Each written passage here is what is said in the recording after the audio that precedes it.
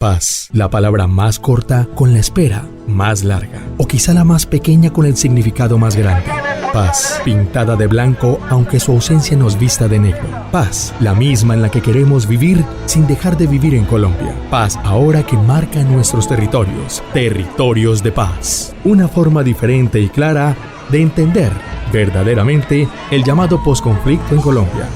Territorios de Paz. Escúchelo todos los sábados a las 10:30 de la mañana, aquí en Univalle Estéreo 105.3 del FM, como tú la querías.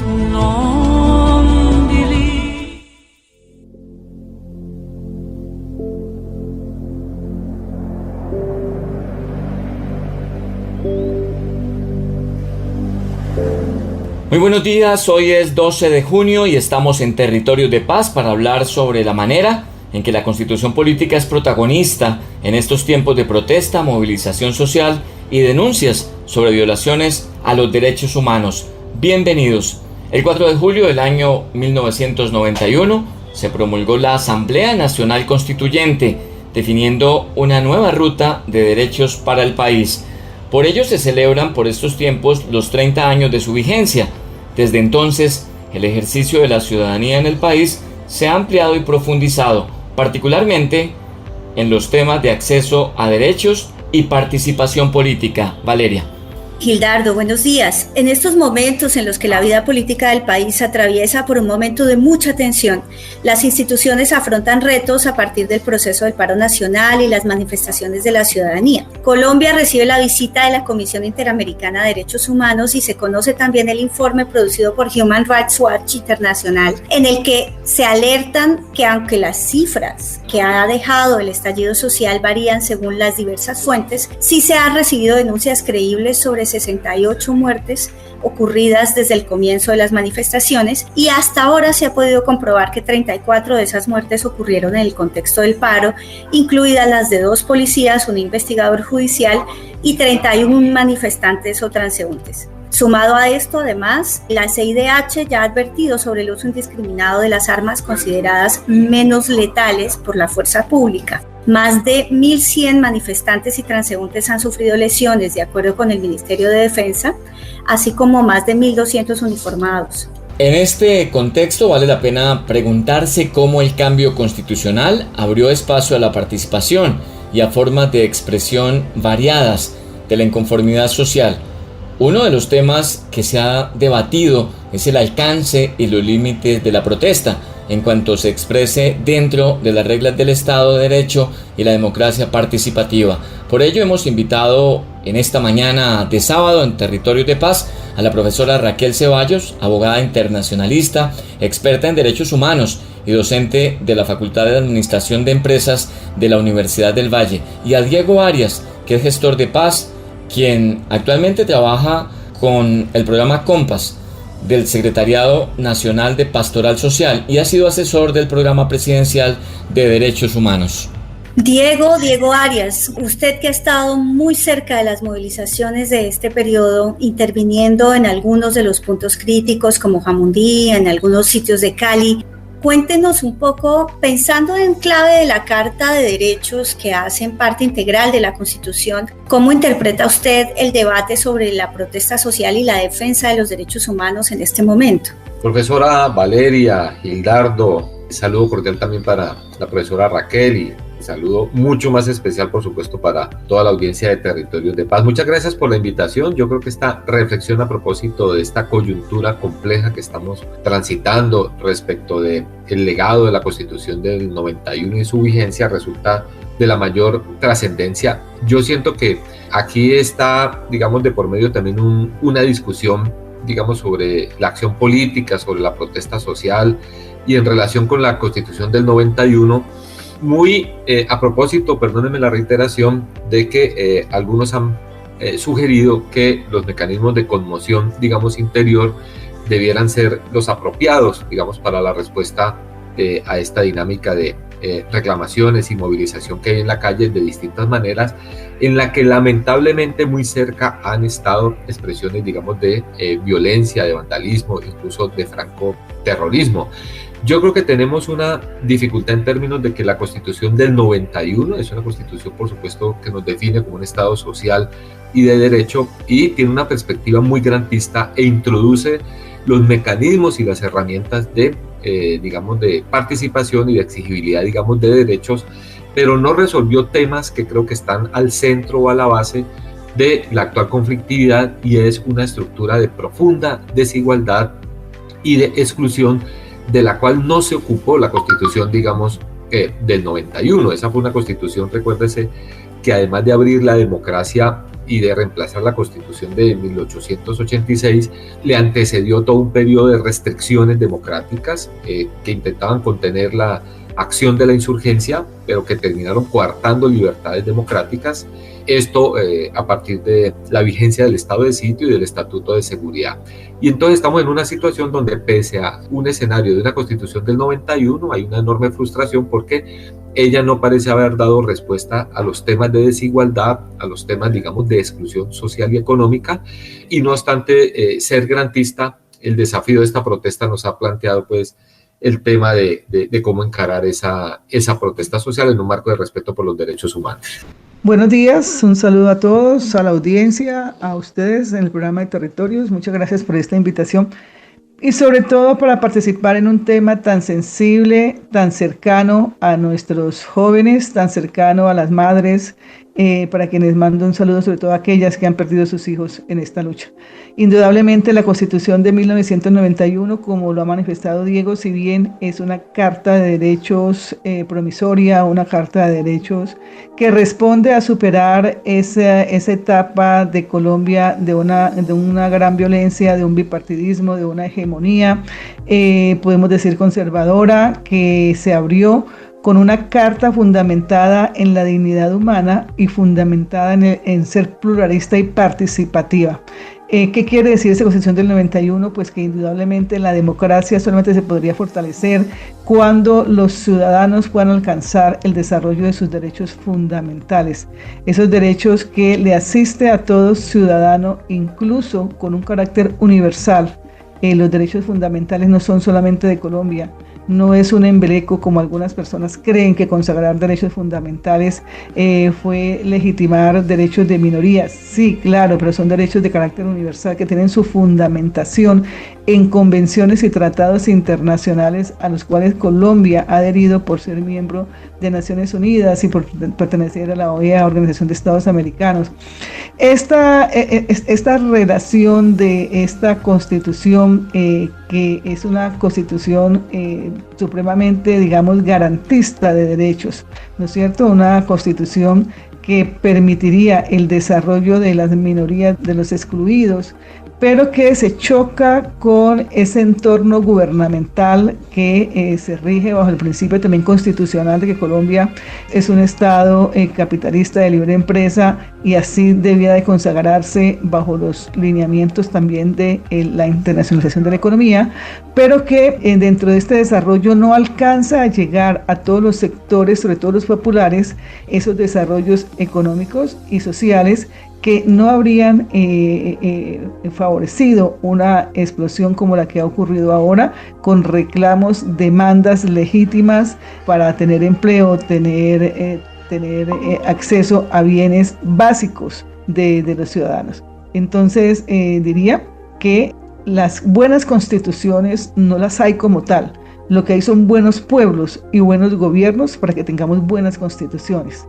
Algunos teóricos, como Boaventura de Sousa, señalan que la democracia gana profundidad y sustancia cuando la ciudadanía se pronuncia de manera directa, a través de manifestaciones e incluso vías de hecho. Pero otros analistas también han señalado con preocupación que este tipo de situaciones evidencia el fracaso de los canales institucionales para la participación e incluso la frustración por la promesa incumplida de los derechos sociales, económicos y culturales que la Constitución garantiza. Por otro lado, en los argumentos que se escuchan entre los promotores de la protesta, se puede identificar la idea de que el movimiento social en sí lo es todo,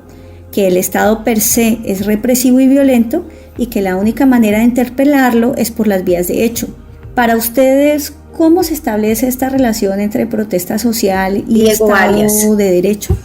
Profe Valeria, yo creo que esto remite un poco a los pendientes que dejó, digamos, la Constitución del 91, porque es una Constitución que, aunque significó un arreglo social y un acuerdo, digamos, político, no permitió poner fin, digamos, a la violencia y particularmente a la violencia del conflicto armado,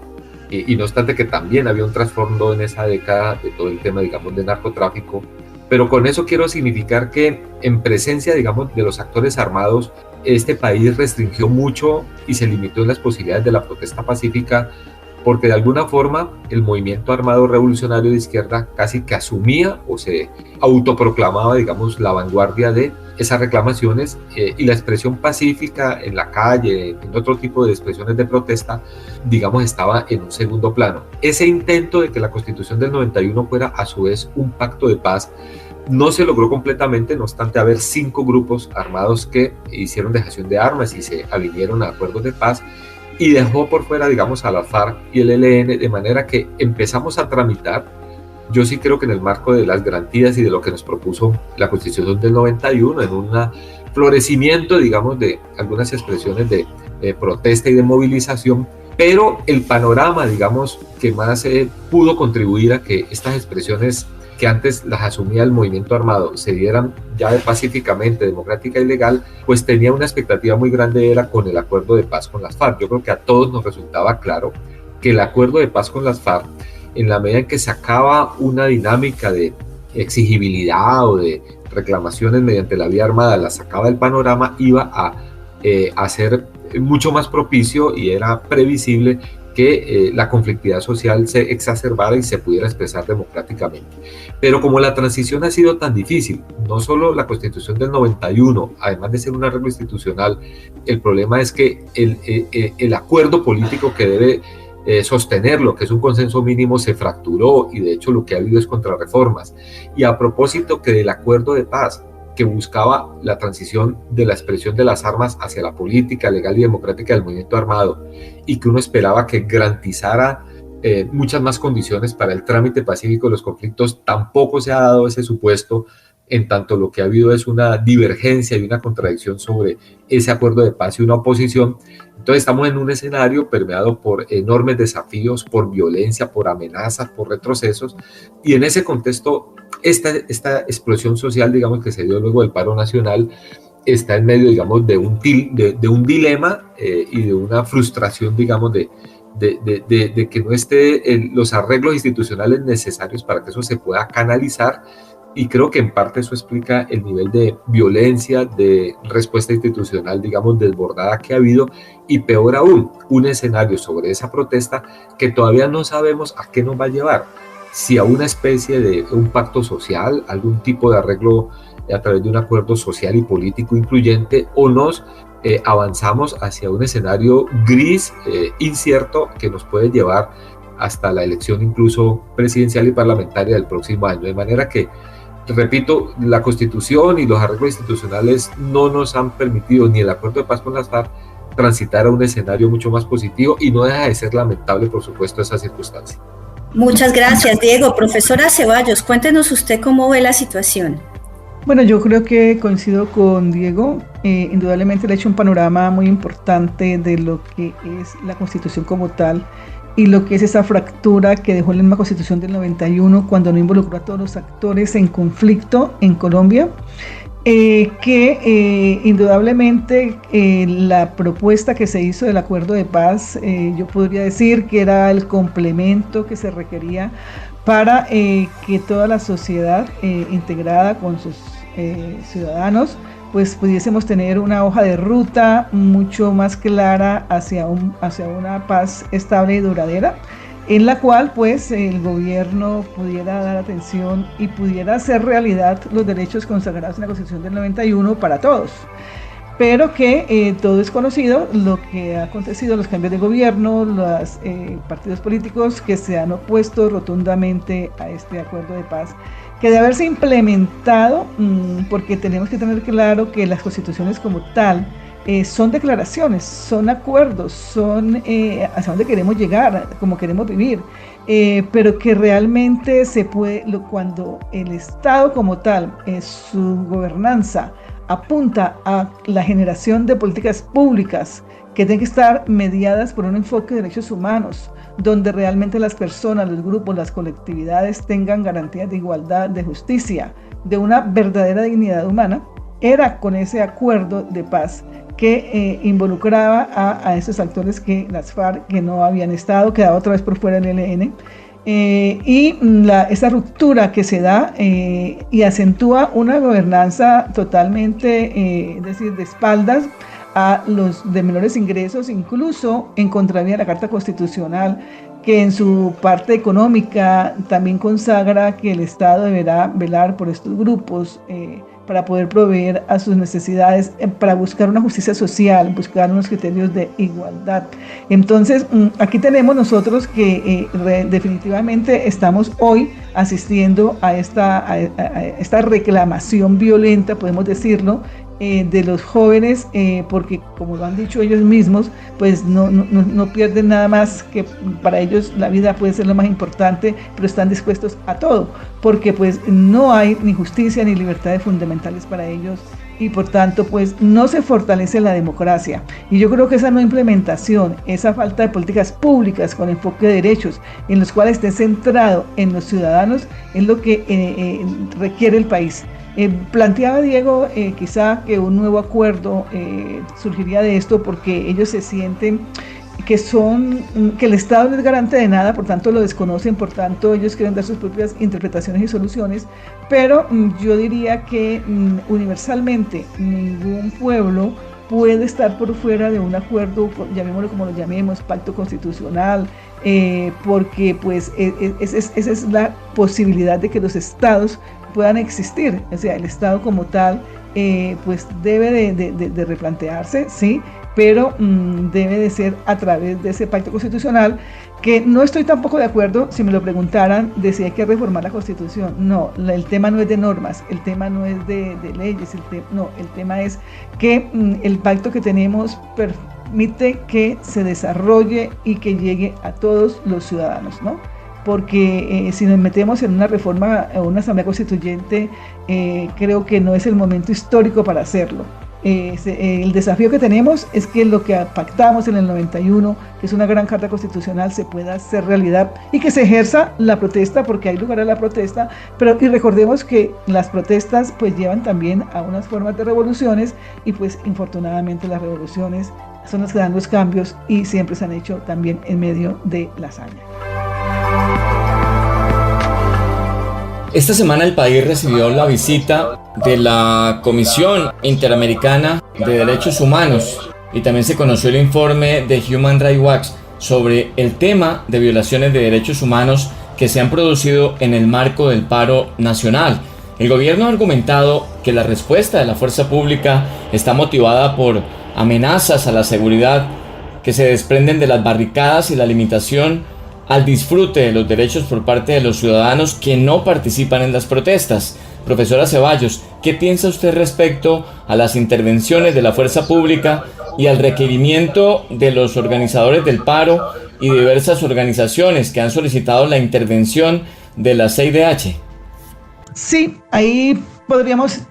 tenemos dos contextos y aparentemente en contradicción, ¿cierto? Los derechos de una sociedad civil que se ve amenazada en su trabajo, en sus bienes privados, en su tranquilidad, en su movilidad, frente a una protesta que no han tenido nada, que no han podido disfrutar sus derechos sociales, económicos y culturales, que ven amenazados sus derechos fundamentales. Entonces, desde la perspectiva para mí jurídica y desde la perspectiva constitucional, pues hay unos derechos que pesan más unos que otros. Entonces, si pesan más unos que otros, ¿cuáles pesan más? Pues indudablemente para mí, así nos podamos incomodar, sentir mal por toda esta situación que estamos viviendo. Los derechos fundamentales pesan más. De ahí la protección de la Corte Interamericana de Derechos Humanos, que reconoce pues ese derecho a la protesta, esa posibilidad de que los puedan reclamar, Y los demás ciudadanos, la sociedad civil, pues le toca entender, aceptar, reconocer que esa repetida violación de derechos humanos, lo que busca la Corte Interamericana de Derechos Humanos y la protesta misma es que se puedan reconocer, y lo ideal sería poder llegar a un nivel de prevención a través del gobierno nacional para que esas reclamaciones pues puedan ser atendidas y puedan ser asignados, porque es que podemos hablar de políticas públicas con enfoque de derechos humanos, pero quiero aquí hacer un hincapié de que es el Estado el gobierno único que puede asignar presupuestos, acciones afirmativas para que ellos tengan un reconocimiento de esto mismo. Entonces pienso que lo de la Corte Interamericana de Derechos Humanos pues nos puede dejar una hoja de ruta a seguir de esta visita, en la cual se ha reconocido pues una violencia tan fuerte, sino del Estado hacia ellos, como todos ya lo conocen, no lo voy a repetir, ahí están las cifras, les dio la profesora Valeria. Entonces pesan más para mí los derechos fundamentales en esta protesta. Estamos en Territorios de Paz, en esta mañana de sábado. Esta pregunta es para nuestros dos invitados. ¿Ustedes qué piensan de la propuesta de reforma a la policía que ha planteado el gobierno nacional como respuesta a las críticas que ha recibido por estos días? Inicialmente, Diego. Gildardo, a ver, el gobierno nacional ya venía con una propuesta de la reforma a la Policía Nacional. Creo que precipitó el anuncio y todo el trámite, digamos, parlamentario, también de la misma, y en lo que tiene que ver también con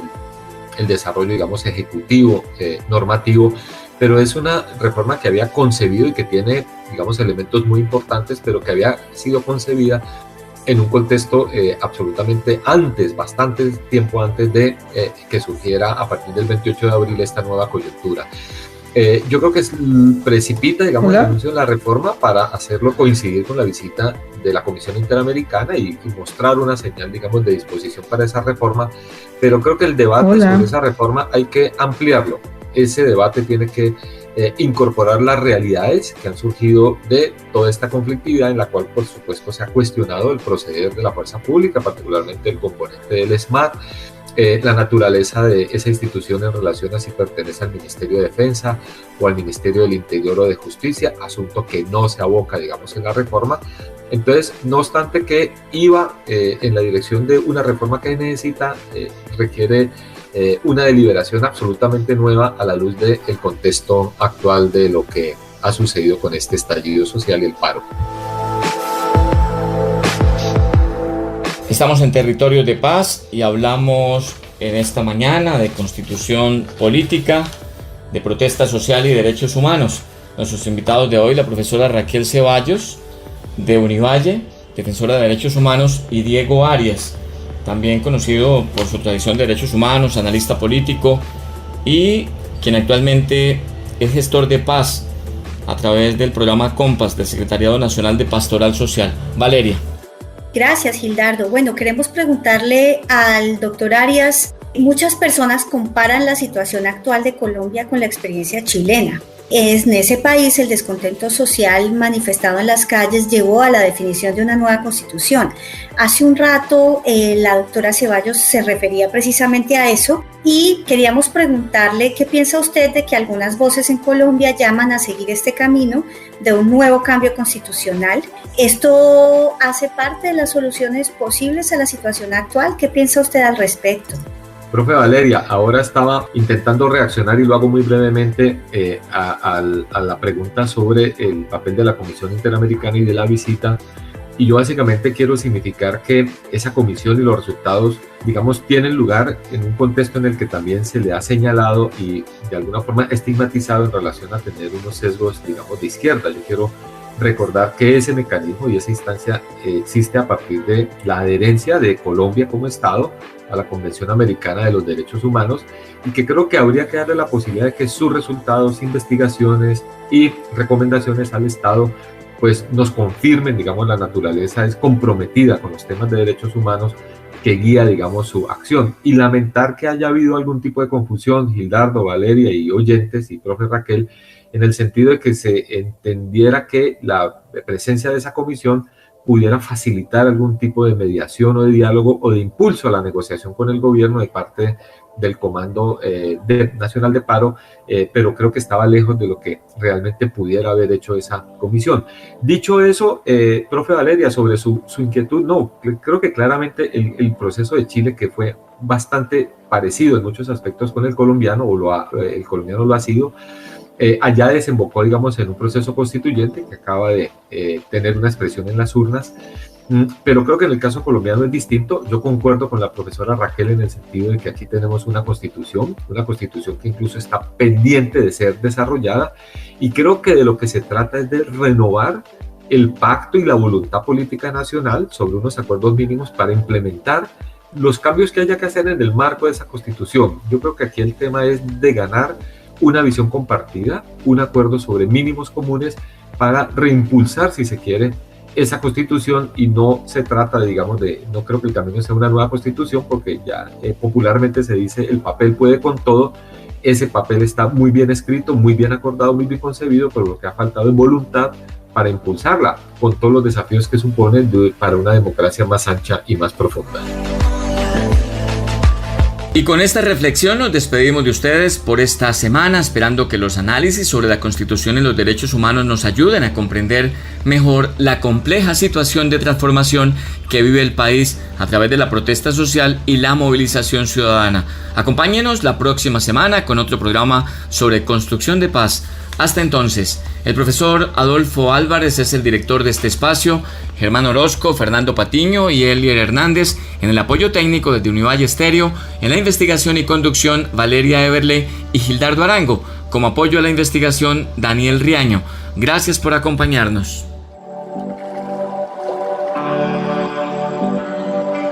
Territorios de Paz, una forma diferente y clara de entender verdaderamente el llamado posconflicto en Colombia. Territorios de Paz. Escúchelo todos los sábados a las 10:30 de la mañana, aquí en Univalle Estéreo 105.3 del FM, como tú la querías.